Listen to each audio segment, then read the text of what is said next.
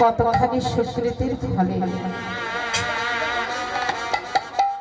আমার পিতামাতার শুভ আশীর্বাদের ফলে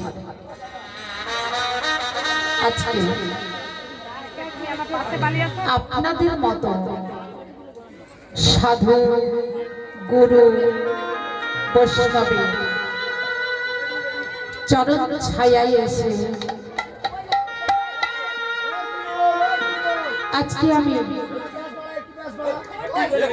দাঁড়াবার সৌভাগ্যটুকু লাভ করতে পেরেছি। আজকে ভক্ত চরণ ছায়ায় এসে দাঁড়িয়েছি। কৃষ্ণ কথা, হরি কথা বর্ণনা করব বলে, কিন্তু বাবা যার অন্তরে সাধন জ্ঞান নাই, যার অন্তরে ভজন জ্ঞান নাই, যে নাকি কৃষ্ণ প্রেম মাধুর্য বিনা,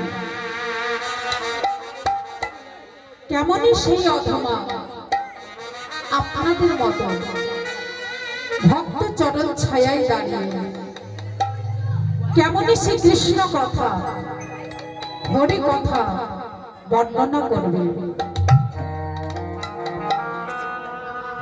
গুরুমুখে শ্রবণ করিয়াছি, ভক্ত কৃপা হইলে পরে অসম্ভব বস্তু সম্ভব হয়। ভক্ত কৃপা হইলে পরে শুষ্ক গাছে পুষ্প প্রস্ফুটিত হয়। আমার ভগবান নিজ বদনে বললেন, গো আমা হইতেই আমার ভক্ত বড়, যদি তুমি সেই ভক্তির করুণা, সেই ভক্তির কৃপা তুমি লাভ করতে পারো, তবে তোমার পক্ষে সব সম্ভব হয়ে যাবে।